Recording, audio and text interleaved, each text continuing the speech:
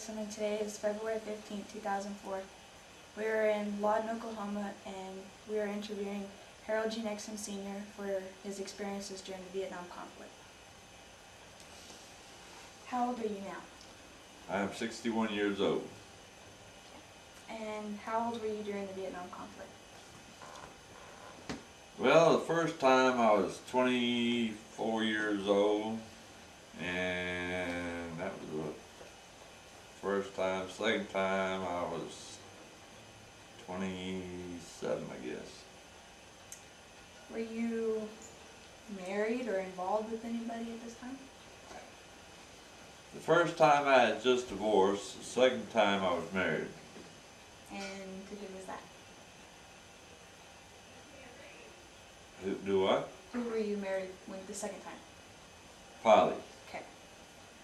How many people were in your family at that time? Okay, there was Gene, there were 7 of us. 7? Mm-hmm. What was your job during the time when you got sent off? Okay, my first job was I was an infantryman. The second time when I was there, they sent me to be a Huey machine gun door gunner.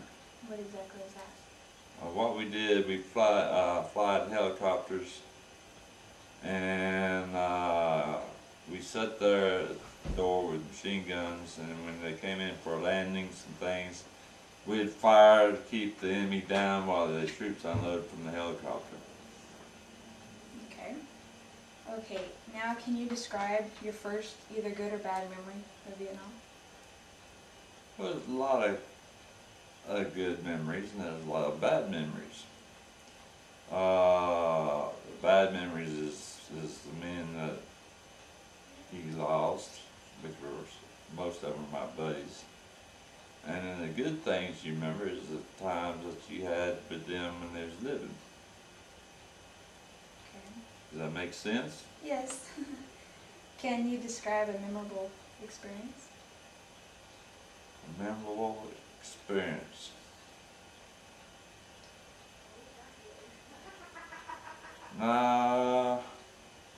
All of them is memorable. All of them? All of them. There's no one specific. You know, it's just that all of it's good and bad, and you can't just simplify one thing. Okay, we were already talking about Agent Orange, but can you tell me maybe? Okay, Agent Orange developed. Agent Orange developed while he was spraying the jungles, defoliating, and it has caused some disease like diabetes and cancers and heart attacks and things like this. And it was the chemicals that were sprayed to defoliate the jungle that caused all this. And they found out more even today what it causes, and it was a dangerous agent, chemicals. Do you know anybody that has had serious problems from this? 'Cause I know one guy. He was a sergeant major now, and he has Agent Orange, and he's got cancer, and he's not expected to live too long. But does the Army, do they help pay for this because of this? Yes. They contribute a lot, and we also seek medical help at the Army hospital here at Fort Sill. Okay. And what was your first assignment when you, When I went to Vietnam, yeah. my first assignment was an infantryman, and we lived on a ship called USS Benoit. That was our barrack ship, and we lived on it 2 days out of every 2 weeks, and we take these little ships off the Benawa and go to our AO, the area of operation, and they would pick us up 2 weeks later and bring us back to the ship. But like I was saying, I'm an instrument, and an instrument does every damn thing. He's a demolition. He's an engineer. He does everything. Okay. Did you have any nicknames when you Do I have any nicknames? None that I remember. None? None. Okay. I was the oldest in the whole bunch. In the company, the average age was about 21, and I was about 23 then. So I was about the oldest one. Did you sustain any physical injuries? Yes, but let's don't go into that right now. Okay. Why exactly did you serve 2 rounds of Vietnam? Well, I was drafted in the Army, and I was sent to Vietnam the first time, but no choice. I was going to do my 2 years and get out, and go back to civilian life. But after the 2 years, I thought, well, this might be a pretty good life. So I stayed in, and they sent me back again. So it has been a pretty good life, but I've been in a lot of places, and there's a lot of hardship and things like this.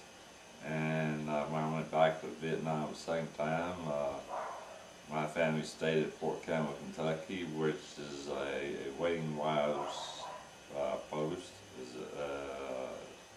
as I went on to Vietnam.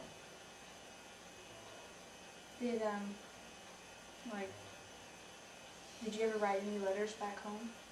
Oh yes. I sent letters every chance I got, and I'd ride 'em in the field, when we set up or taking a break. I'd write letters to Polly, and they'd go out by helicopter, and we didn't have to have any stamps. All the mail coming to the States was free. And then she'd write me letters, and of course I wouldn't get them until I got back to the ship. And as it was usually, I get a letter or two about every 2 weeks from her. Did you phone calls anything? The second time I called home using the Mars phone, and it wasn't exactly like a phone call. You'd talk on the phone, and you'd have to say over. And then she'd speak, and she'd have to say over when she's through. But yes, I talked to her a few times, and it was nice. She'd tell me what was going on and everything at home. And then when I talked to her, I couldn't give out no information of where I was at or what I was doing, anything else.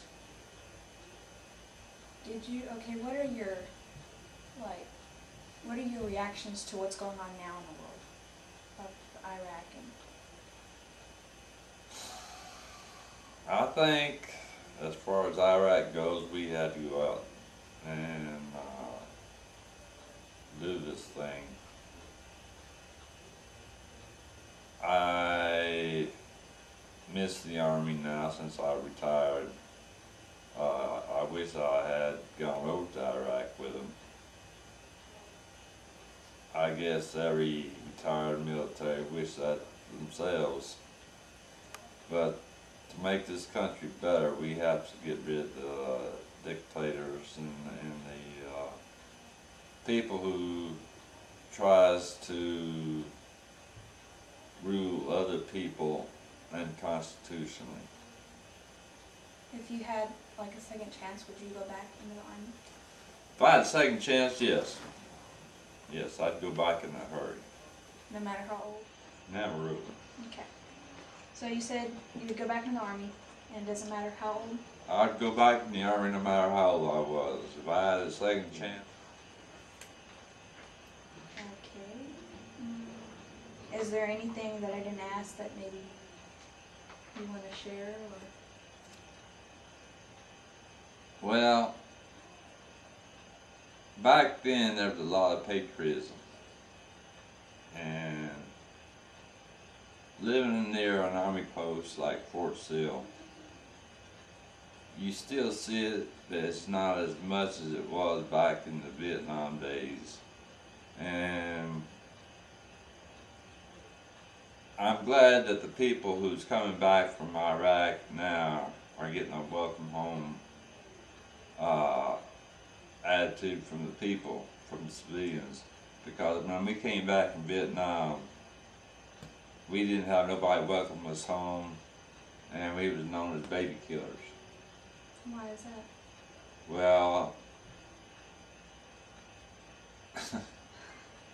it's something I really don't want to get into. Okay. Okay? But it was a different type of war, and I'm glad to see what the Army is doing now.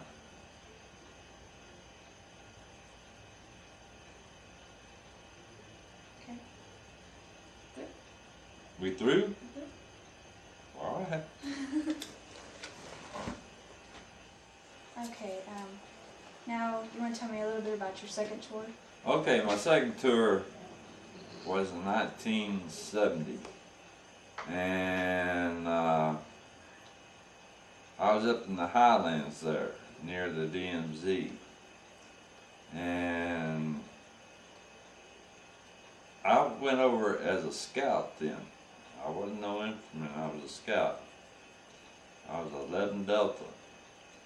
And what we did, we went in and looked for down helicopters or helicopters that went down, and went in and secured them and picked up the pilot or the soldiers in there if they were still alive or dead or whatever, recovered the bodies. And so that's what I did the second time over there. And where would you take them back to camp if there was any bodies? Would you? Yes, we'd take them back to camp and turn them over to the mortuary. And what about living conditions? Living conditions? Okay, the second time we lived in tents. And they wasn't so bad as it was the first tour I was there living on the ship. But we lived in tents, and we had a little PX near the camp area that we'd go and we could buy food and everything, take back to the tents and eat and all that. Plus we was eating sea rations a lot, and you get tired of sea rations. But the camp life at night, if you wasn't gone, we'd go to the club, and then we'd joke, talk about home, and just be ourselves.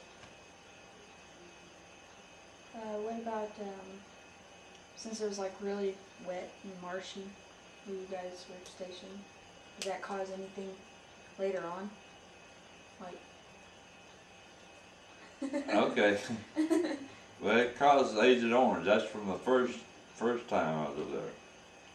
And being in the water all the time, yes, there was leeches and foot disease and things like this. And some of us still got it. It was nothing to cross a river and get 4 or 5 leeches on you. And they were nothing but bloodsuckers. And so, you know, the first time you did it, you was scared. Second, third time after that, you just got leech, you just pull it off. You get on your legs mostly. What, did y'all ever have like any creepy crawlers when y'all were asleep? We probably did. Uh, uh, we did. I did have a snake one time crawl over my legs, and we set up in an ambush site, and we had to be real quiet, or we'd give our position away. And I was laying down in the prone position, and the next thing I know, I felt something crawling. Looked over there, and there was a snake. But it just crawled over home. Okay, now the Agent Orange, it was used to kill the leaves, right? So you could see. But didn't that have some bad side effects too? Because wouldn't it make noise? The leaves die and then makes noise? Well, yes, it did. Okay, but same thing. You could see the enemy, where before they defoliated, the enemy was hidden in the jungle so good that you'd walk right up on him and you wouldn't have a chance. He'd nail you in a heartbeat. So they defoliated the area where you could see the enemy, and then you get him before he gets you. Was there any like night raids or anything? Oh yes, there was always night raids. And like, did they? Well, the second time I was over there, like I said, I was a scout, and we heard that there was Americans held prisoners in this camp. And so we went in at night, and we found the camp empty. But there was always night raids in there. And mostly the enemy worked at night. So, you know, it was good and bad and whatever. What did you guys eat? Was it? Well, we ate sea rations, and we went to PX every now and then and hauled some food back to the fields with us and stuff like this. And then when we was back at base camp, we'd eat in the mess hall, and we'd have roast beef mostly, and we got tired of that.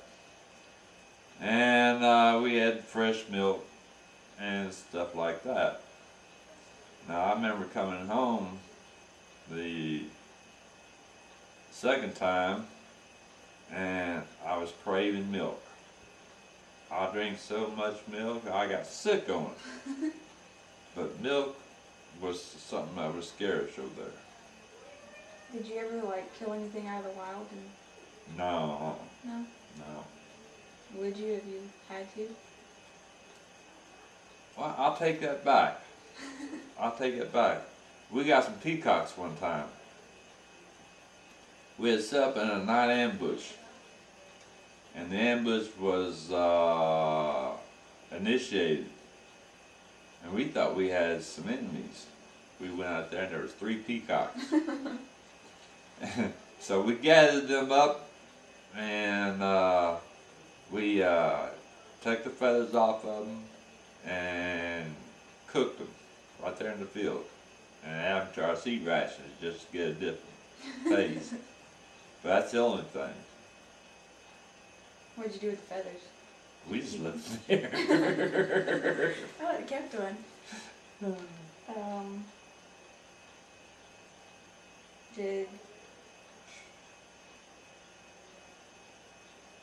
I know a lot of kids at school were talking about the black tunnels. The what? The black tunnels.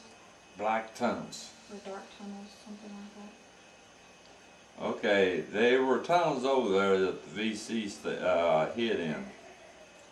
And what they would do, when the Americans found these tunnels, they had scout dogs. And most of them was German Shepherds. And they'd send these German Shepherds in these tunnels to get the people out of there, the VC, the enemy, and get them out of there. And there was a lot of tunnels there. And if you wasn't careful and you didn't see a tunnel, there could be somebody sitting there and just looking at you through down of a barrel of a gun. So yes, there was tons there, and you had to be careful and look for them. How was training? I mean, was that Training, we never did have time for training. you just went straight in and We went straight in from basic training. Well, the first time from basic training to Vietnam, and then when I came back from Vietnam the first time, oh, there was all kinds of training and everything. But there was no training when we went the first time. It was all basic training. That was it. was that the first time you learned how to shoot a gun? I shot a gun when I was in the civilian life. I lived on a farm and I always went rabbit hunting. So I knew how to shoot a gun.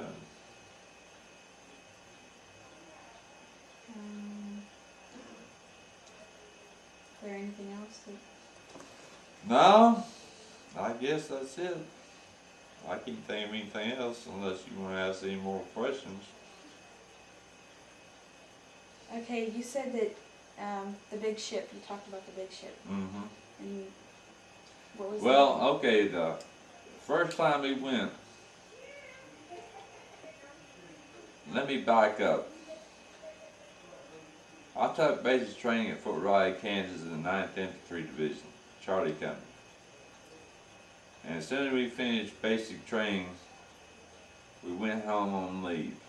We was there for 2 weeks, and we came back to Fort Riley, Kansas, and we loaded up on troop trains. And we had a whole brigade on this troop train. And it carried us from Fort Riley, Kansas to Oakland, California. We couldn't get off the train or nothing. We had to stay on this train. And it seemed like it took us 2 or 3 days to get to Oakland. And it pulled right up to a big old ship. And it was the USS Pope. And we got off the train and got on the ship. And then once we was on the ship and everything, we went underneath the Golden Gate Bridge. I'll never forget that. That's about a memorable thing I can remember. But we went underneath the Golden Gate Bridge, and that's a sight and a feeling that it's hard to describe. Because when you went under that Golden Gate Bridge, you didn't know whether you was coming back and see it or not. And a lot of people back in World War II went underneath the Golden Gate Bridge on a ship. And so it's just something that you remember. But anyway, we went underneath the Golden Gate Bridge and we was on our way to Vietnam. It took us 21 days to get by ship to get to Vietnam. And then after we got to Vietnam, we was at a base camp called Bearcat. And we was there about 3 months, and then they sent us down south to the Mekong Delta. And there we lived on barrack ships. And then we went and did our operations on these little ships that would, or not ships, but boats that would take us to our area of operation and pick us up. Okay, when you left the first and second time, what was like some of the possessions that you took? Did you take pictures with you? No, I didn't take no pictures. No. So you just, mainly your gear and that was it? That was it. That was it. There were some people who took cameras and stuff, but I didn't have time for it. Do you said you still have like some association with some of your buddies? Mm-hmm. Yeah, I still have association with some of my buddies from 1967, and I hear from them every now and then, and they'll call me, or we'll get together on the computer and sending each other email and stuff. And I can be surprised. I'll get a phone call and they say, "This is so and so. You was with with me in Vietnam in '66, '67. And I think who in the world it is. You know, after spending 24 years in the military, you run across a lot of people, and then you got to think who in the world you're talking to. But here's the same thing, that being in Vietnam the first time and away from home and in a combat situation, you learn people's names and you'll never forget them. But sometimes you can't recollect where they came from or what unit they was. Mm-hmm. So, yes, I still hear from them every now and then. Do well, I guess that's it. You guess that's I guess it, that's huh? it. Okay, did I hit any? Yes. You sure? Mm-hmm.